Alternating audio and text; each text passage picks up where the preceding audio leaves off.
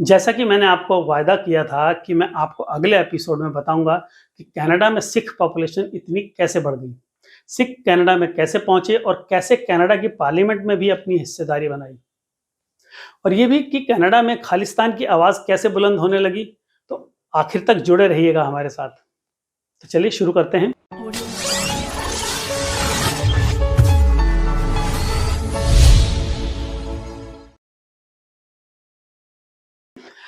अब यहाँ जानने वाली बात यह है कि ऐसे क्या हालात बने कि सिख जो थे उनको कनाडा माइग्रेट होना पड़ा, वह भी इतनी बड़ी संख्या में।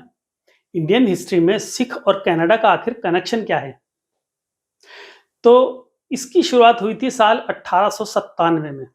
इस टाइम पर इंडिया और कनाडा दोनों ब्रिटिशर्स के कंट्रोल में थे।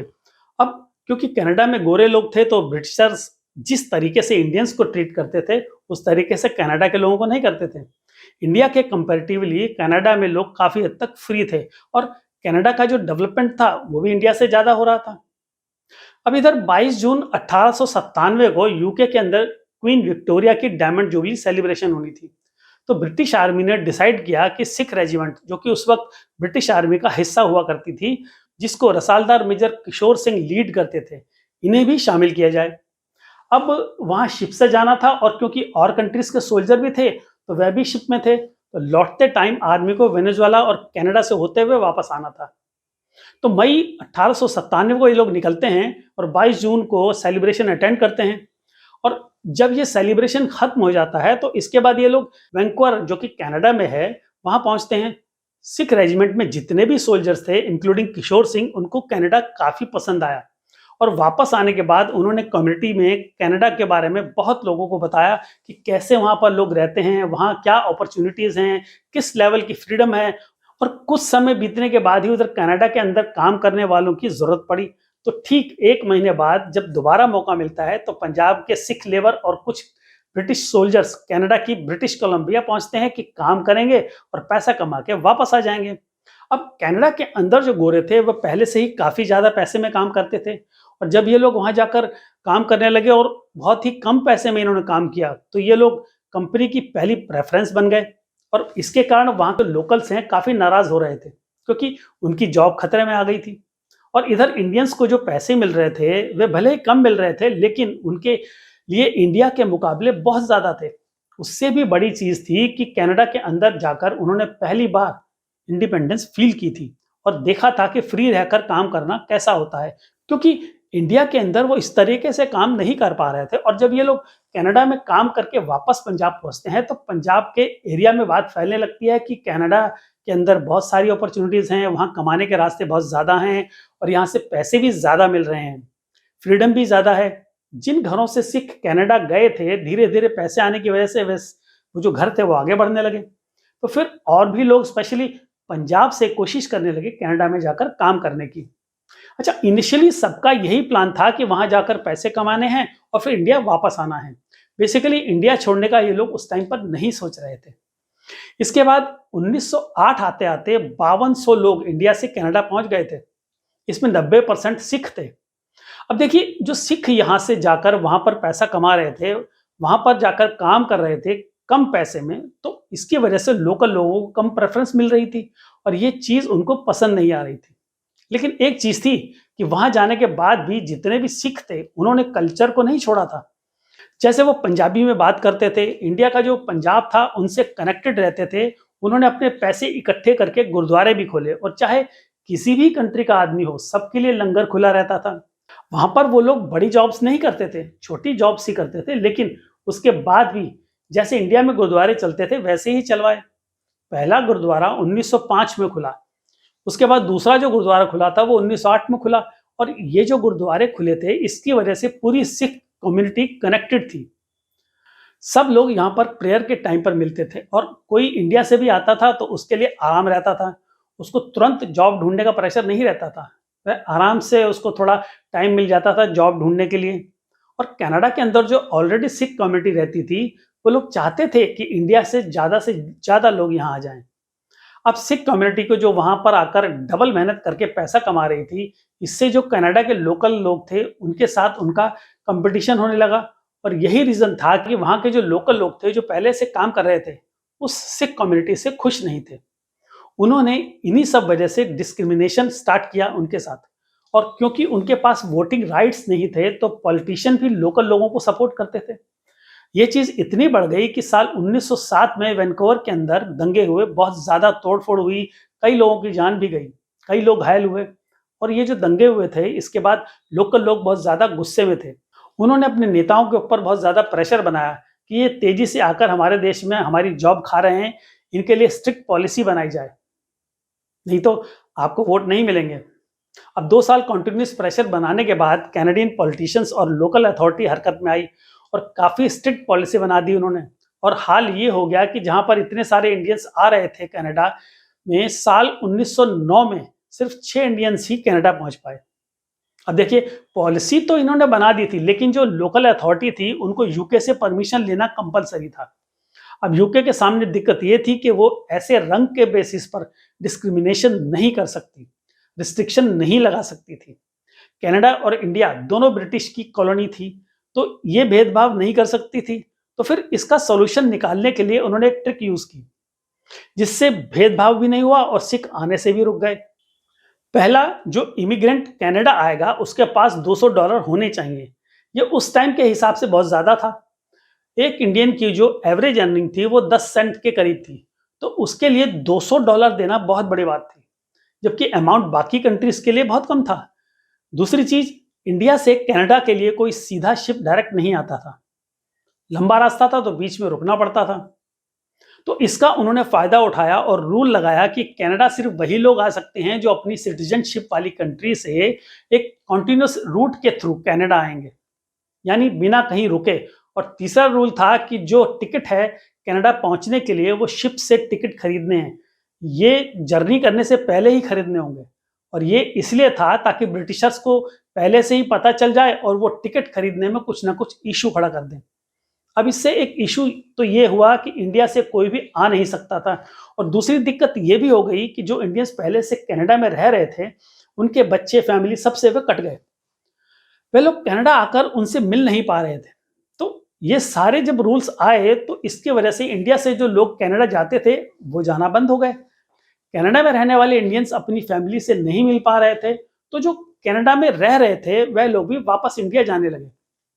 साल 1908 से लेकर 1911 के बीच ब्रिटिश कोलंबिया में इंडियन पॉपुलेशन आधी हो गई थी और कई साल तक यही चलता रहा। लेकिन इसके बीच में एक ऐसा इंसिडेंट होता है जिसकी वजह से कनाडा के अंदर इतनी रिस्ट्रिक्शन होने के बाद भी एक सिख ने कनाडा की धरती पर जन्म भी लिया और उसको वहां पर सिटीजनशिप भी मिल गई। एक्चुअली हुआ यह था कि बलवंत सिंह के नाम के एक सिख थे जो काफी समय पहले यानी 1906 में कनाडा आए थे। कुछ साल बाद जब वो सेटल हो गए कनाडा में, तो 1912 में इनकी वाइफ भी कनाडा आ रही थी, लेकिन कनाडा की रूल की वजह से इनकी वाइफ को कनाडा के बॉर्डर पर ही डिटेन कर दिया गया। मतलब कि बॉर्डर पर ही रोक दिया गया और कई दिन तक इनका केस जो था वो कोर्ट में ही चला। लेकिन क्योंकि इनकी वाइफ प्रेग्नेंट थी तो उनको उस हालत में वापस नहीं भेजा जा सकता था इतनी लंबी जर्नी में। तो कनाडा अथॉरिटी ने एक्ट ऑफ ग्रेस का नाम देकर कनाडा में रहने की परमिशन दे दी। और 28 अगस्त 1912 को इनका एक बच्चा होता है जिसका नाम था हरदयाल सिंह अटवाल। ये वैंकूवर के सिख टेंपल में पैदा हुआ था। कनाडा के अंदर सिख फैमिली फॉर्मेशन का सबसे पहला एग्जाम्पल था। अब आता है साल 1914। एक सिख बिजनेसमैन थे गुरदीप सिंह, काफी रिच थे और इनके लिंक्स भी बहुत अच्छे थे। इन्होंने कहा कि कनाडा की अथॉरिटी हमारे साथ डिस्क्रिमिनेशन कर रही है और जब तक हम लोग कनाडा में जाकर इस चीज को चैलेंज नहीं करेंगे तो कनाडा के रास्ते हम लोगों के लिए कभी नहीं खुलेंगे। तो इन्होंने क्या किया कि इन्होंने हांगकांग से एक शिप रेंट किया जिसका नाम था कोमागाटा मारू। और ये जो शिप थी इसमें इंडियंस को लिया, टोटल 376 इंडियंस थे। इसमें ज्यादा सिख थे और इन्होंने जो सिख थे उनको $200 भी दे दिए साथ में ताकि रूल फॉलो हो सके। अब जब ये शिप जा रहा था तो ये इंफॉर्मेशन लीक हो जाती है। तो ये जो शिप था इसके कनाडा पहुंचने से पहले ही कनाडा की अथॉरिटी ने अपना लीगल वर्क स्टार्ट कर दिया। कनाडा में जो सिख रह रहे थे वह चाहते थे कि ये जो शिप है वह कनाडा के अंदर आए, इसमें जो लोग हैं वह कनाडा में पहुंचे क्योंकि इसमें उनकी फैमिली वाले भी थे। लेकिन जब ये शिप पहुंचता है तो कनाडा की बॉर्डर पर इसको रोक दिया जाता है। वहां की अथॉरिटी कहती है कि शिप रूल फॉलो नहीं कर रही है और इस शिप के अंदर 376 लोग थे। उनमें से सिर्फ 23 लोगों को कनाडा ने अपनी कंट्री में आने दिया, बाकी सबको मना कर दिया। और ये शिप के अंदर जो लोग थे वो 2 महीने तक इसी बॉर्डर पर रहे। उन्होंने लीगल बैटल भी लड़ी, लेकिन 2 महीने के बाद कनाडा ने शिप को वापस भेज दिया। अब ये जो शिप था ये 26 सितंबर को कलकत्ता पहुंचता है।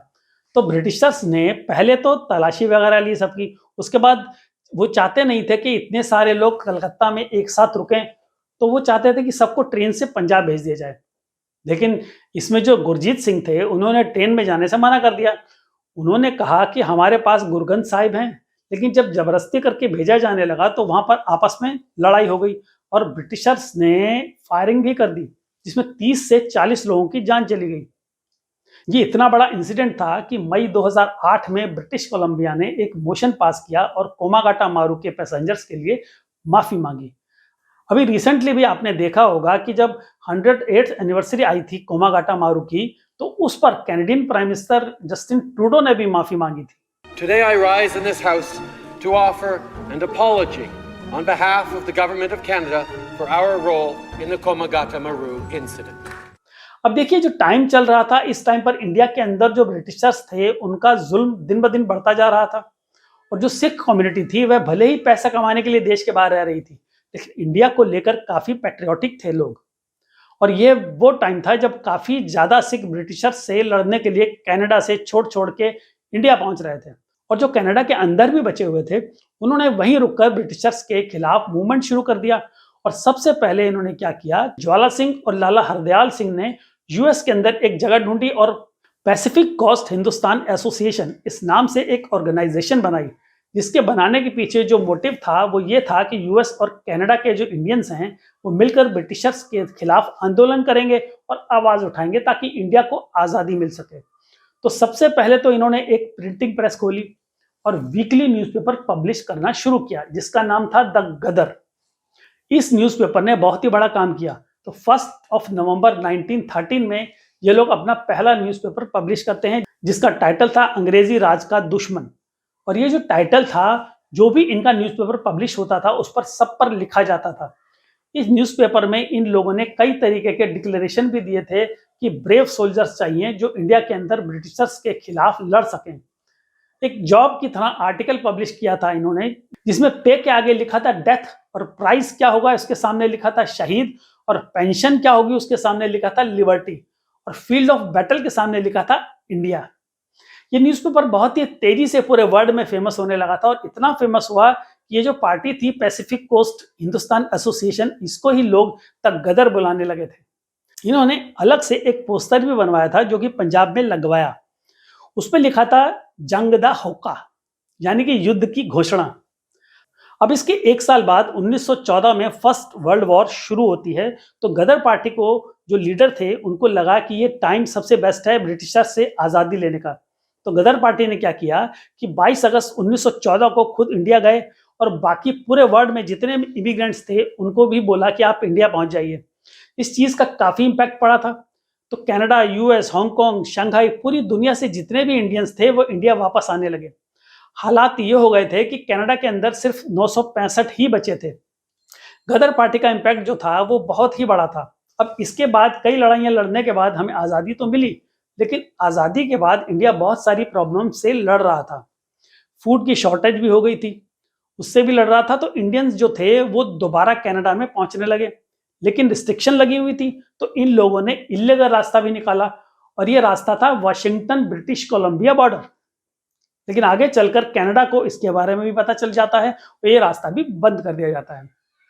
अब इसके बाद साल आता है 1961 और कनाडा के अंदर लिबरल पार्टी, जिस पार्टी के जस्टिन ट्रूडो हैं, वो पार्टी सत्ता में आती है। तो ये पार्टी इमिग्रेंट्स को लेकर काफी सॉफ्ट थी।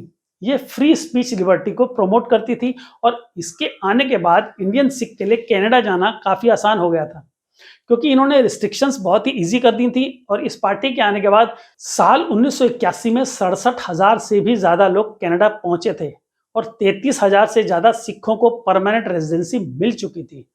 और ये नंबर बहुत ही तेजी से डे बाय डे बढ़ रहा था। कनाडा में भी ये इसीलिए अलाउ कर रहे थे क्योंकि उनकी भी मजबूरी थी, उनको वर्कफोर्स की बहुत जरूरत थी और वे भी सस्ते में काम करने वालों की। तो 1980s तक कनाडा के अंदर सिख जो थे वो बहुत ही बड़ी और इन्फ्लुएंशियल कम्युनिटी बन गए थे। लेकिन उसके बाद भी ये लोग अपने कल्चर को छोड़ना नहीं चाहते थे। तो ये लोग ट्राई करते थे ज़्यादा से ज़्यादा जो इंडियन सिख हैं उनको कनाडा लाएँ। ये लोग पंजाब से जो लोग कनाडा आना चाहते थे उनको भी अलग-अलग तरीके से हेल्प करते थे। कई केसेस में तो ऐसा भी देखा गया है कि इन लोगों ने फेक मैरिजेस भी अरेंज कराई थी। तो ऐसे करके एक आदमी भी अगर गाँव से निकलता है कनाडा तो पूरा का पूरा गाँव सेटल हो जाता है। तो धीरे-धीरे करके जो सिख कम्युनिटी थी वह कनाडा के अंदर काफ़ी स्ट्रॉन्ग हो रही थी। लेकिन इंडिया से इन्होंने अपने लिंक मेंटेन किए हुए थे। ये लोग टाइम टू टाइम इंडिया से जो मशहूर Punjabi singer, politician, writer, famous लोग रहते थे उनको बुलाते थे अपने प्रोग्राम्स में। कनाडा के अंदर भी ये लोग अपने कल्चर से रिलेटेड फंक्शन करवाते रहते थे और सारी चीज़ें अभी भी होती हैं। ये लोग पूरी तरीके से इंडियन पॉलिटिक्स जो है उससे कनेक्टेड रहते थे और ये जो भी आर्टिस्ट वगैरह यहाँ लोग बुलाते थे उनकी पूरी की पूरी ट्रिप जो होती थी ये स्पॉन्सर करते थे। अब आपका एक क्वेश्चन होगा कि कनाडा में इतनी सारी कंट्रीज के लोग आते हैं और सिख जो हैं वो पूरी पॉपुलेशन का कनाडा के अंदर सिर्फ 2% हैं, लेकिन कनाडा के पॉलिटिक्स में ये लोग इतने इंपॉर्टेंट कैसे बन गए? तो देखिए हुआ ये कि 1943 में 12 इन्फ्लुएंशियल जो सिख थे इन्होंने मिलकर ब्रिटिश कोलंबिया के प्रीमियर जॉन हार्ट से मिलकर बात की। उन्होंने कहा कि हम लोग इतने टाइम से काम कर रहे हैं कनाडा के सेक्टर में, हम लोग सपोर्ट कर रहे हैं कनाडा के अंदर, हम हर सेक्टर में इंपॉर्टेंट रोल प्ले कर रहे हैं। इनफैक्ट वर्ल्ड वार 2 जब हुआ था उसमें भी साउथ एशियन सोल्जर्स लड़े थे और अगर हमें वोटिंग राइट्स नहीं मिलेंगे तो हम हो या हमारी आने वाली पीढ़ी हो वह कनाडा में हमेशा सेकंड क्लास सिटीजन बनकर ही रह जाएगी।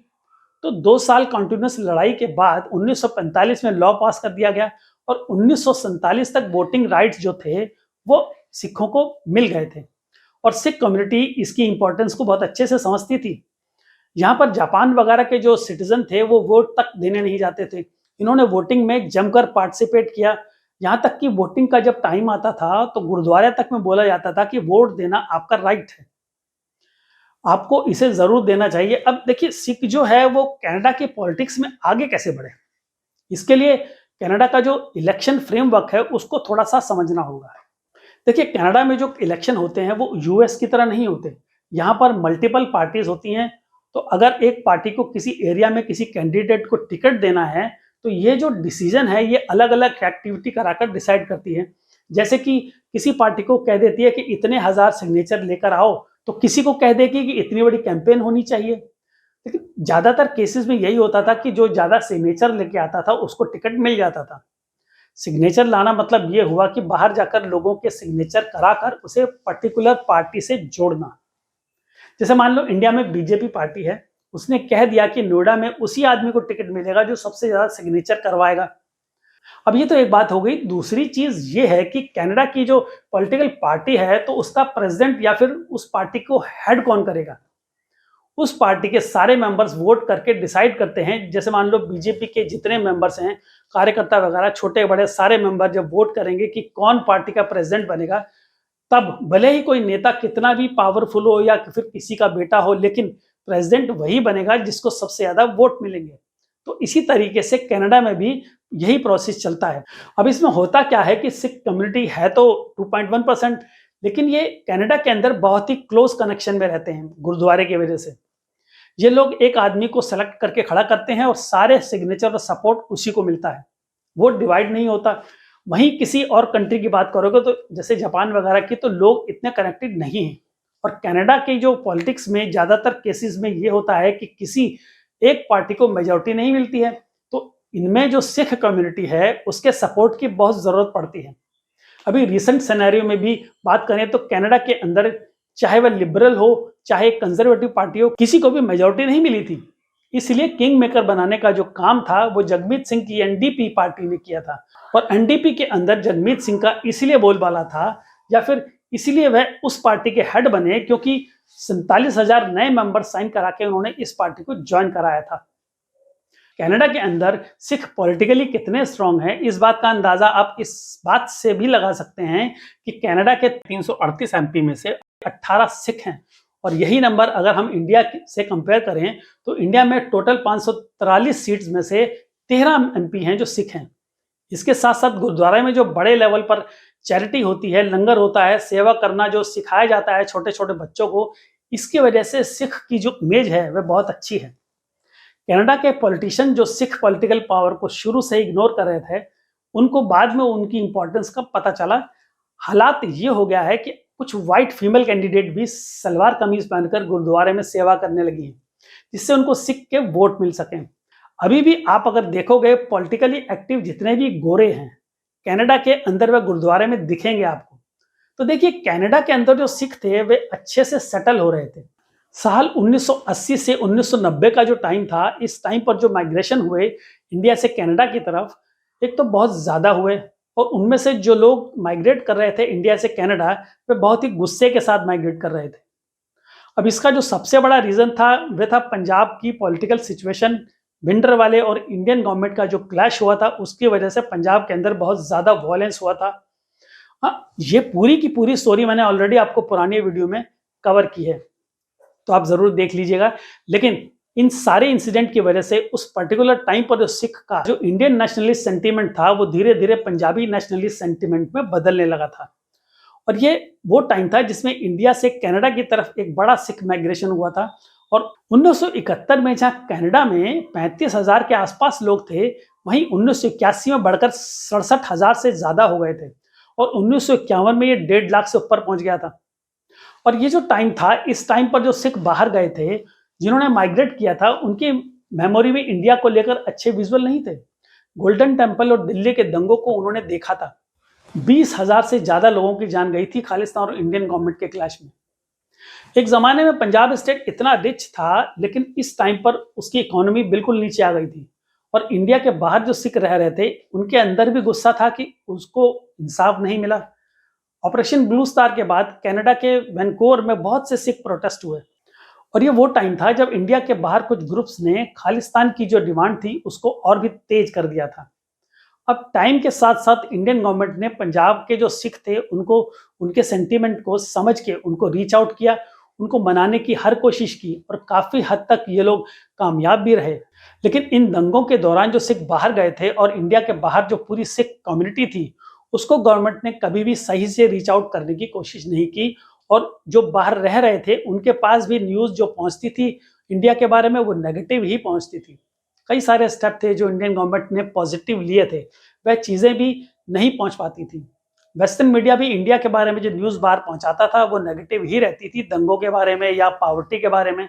और ये जो मैं बात कर रहा हूँ कि ऐसा नहीं था कि जितने भी एनआरआई इंडिया के बाहर रह रहे थे वो सारे के सारे ऐसा ही कर रहे थे। मैं कुछ चुनिंदा ग्रुप्स की बात कर रहा हूँ जो उस पर्टिकुलर टाइम पर छोड़ गए थे इंडिया को।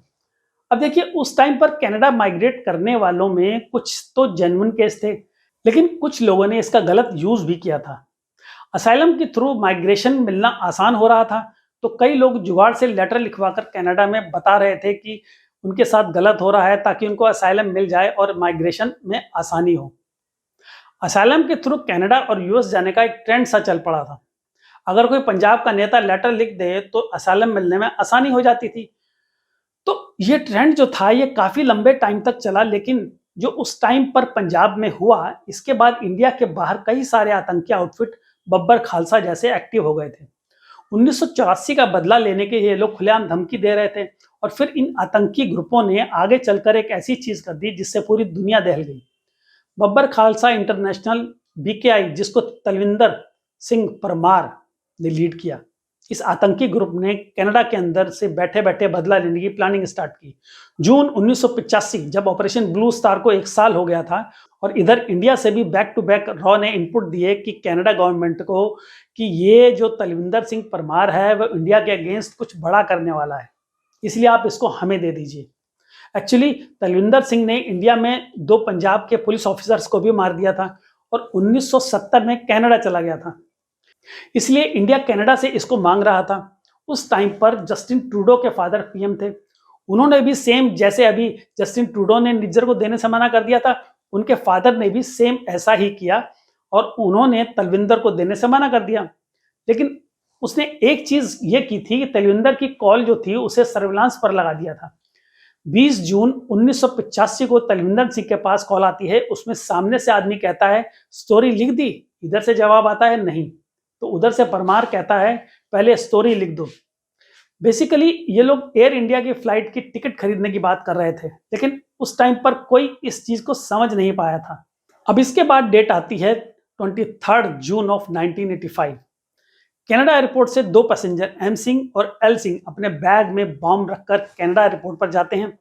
एल सिंह अपने बैग को टोक्यो की फ्लाइट में चेक इन करवा कर रखवा देता है और जो एम सिंह था वो लंदन से होते हुए इंडिया जाने वाली एयर इंडिया की फ्लाइट थी जिसका नाम था एम्परर कनिष्क, इसमें रखवा देता है और थोड़ी देर बाद दोनों के दोनों एयरपोर्ट से गायब हो जाते हैं।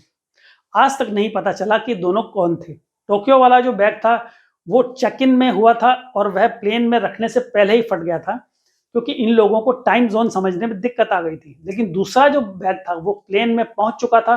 जब वह प्लेन आयरलैंड के पास पहुंचता है तभी उस बैग में विस्फोट हो जाता है और 329 लोगों की जान चली जाती है। इसके बाद सीबीआई की इंक्वायरी बैठती है जिसमें बताया जाता है कि यह बब्बर खालसा इंटरनेशनल का काम था, जिसका जो मास्टरमाइंड था वो था तलविंदर सिंह परमार। इसमें जो बॉम्ब बनाया था वह इंद्रजीत सिंह ने बनाया था, लेकिन हैरानी की बात यह है कि इंद्रजीत सिंह को छोड़कर किसी को भी सजा नहीं होती।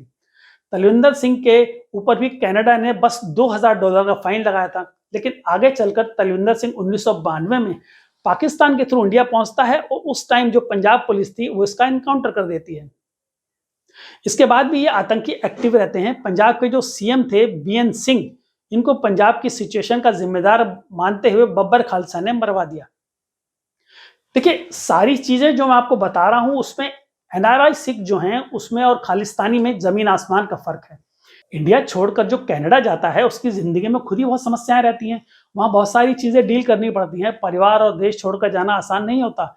लोग अपने बच्चों को लोन लेकर भेजते हैं पढ़ाई करने के लिए, उनको अपने एजुकेशन को मैनेज करना होता है, अपने लिविंग एक्सपेंसेस को जो होते हैं वो उनको मैनेज करना होता है। उनके पास कहाँ इतना टाइम होता है कि वो अपने नए देश के बारे में सोचें या उसके लिए बात करें। जो ये पूरा मसला है सिर्फ एक जनरेशन का है जो पंजाब के डार्क डेज थे उसमें जाकर रेडिकल बन गए थे और कनाडा जाकर रहने लगे थे। अब इनकी एज अब काफी हो चुकी है, ये लोग बूढ़े हो गए हैं। इंडिया में आकर आप कुछ कर नहीं सकते, लेकिन उनका इंडियन गवर्नमेंट के खिलाफ गुस्सा खत्म नहीं हुआ और वह ये बात भी बार बार इसलिए करते हैं ताकि अगली जनरेशन का ब्रेन वॉश कर सकें। खालिस्तान का मुद्दा इसलिए भी उठता है क्योंकि अब ये जियोपॉलिटिकल मुद्दा भी है। जो फॉरेन मीडिया है वो भी इसको बार बार उठाता है ताकि इंडियन गवर्नमेंट पर प्रेशर बना रहे। जो एक आम सिख है जो पैसा लगाकर अपने बच्चों को बाहर भेजता है, उनको भी ये लोग गद्दार बता देते हैं। वे अगर इनके खिलाफ बोलते हैं तो इन पर अटैक होते हैं। अभी हरवंश सिंह का एक केस आपने देखा होगा कि कैसे जब उसने खालिस्तानी पोस्ट किया था तो उसकी पूरी फैमिली खतरे में आ गई थी। उसकी कार तक को टारगेट किया गया था। इसलिए अगर कोई सिख चुपचाप बैठ गया, अपने काम से मतलब रख रहा है, खालिस्तानियों को गाली नहीं दे रहा है, इसका मतलब ये नहीं कि वो खालिस्तानी हो गया है। इनफैक्ट उसको दोनों तरफ से गाली मिलती है। एक तरफ खालिस्तानी उसको डरपोक और गद्दार बोलते हैं और दूसरी तरफ इंडिया के कुछ लोग उसको देशद्रोही बोल देते हैं। अब जो खालिस्तानी है वे इंडिया के अंदर आकर ये सारी चीजें तो कर नहीं सकते, इसलिए उनके पास एक ही रास्ता बचता है। इंडिया के अंदर सिख और बाकी कम्युनिटी में टेंशन क्रिएट करके और जो लोग इस चीज को ना समझ के हर एक सिख को खालिस्तानी बोल रहे हैं, वे एक तरह से देश का भी नुकसान कर रहे हैं। पंजाब में बहुत दिक्कत है, लेकिन खालिस्तान पंजाब की दिक्कत नहीं है। आप पंजाब में जाकर बड़े बूढ़ों से बात करोगे जिन्होंने 1984 का टाइम देखा है, वो बिल्कुल नहीं चाहते कि पंजाब के अंदर दोबारा गलती से भी ऐसा हो।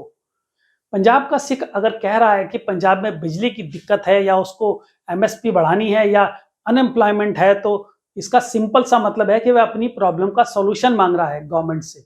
इसका मतलब ये नहीं कि वो खालिस्तानी हो गया है। पंजाब के अंदर जो लोकल पॉलिटिक्स हुई है उसकी वजह से बहुत ही दिक्कत आई है। अभी करंट सिचुएशन की बात करें तो पंजाब की इकोनॉमी को एक टाइम पर जो सारे स्टेट्स में सबसे ऊपर थी, सबसे रिच स्टेट थी, उसकी इकोनॉमी 19th नंबर पर 19वें नंबर पर आ गई है।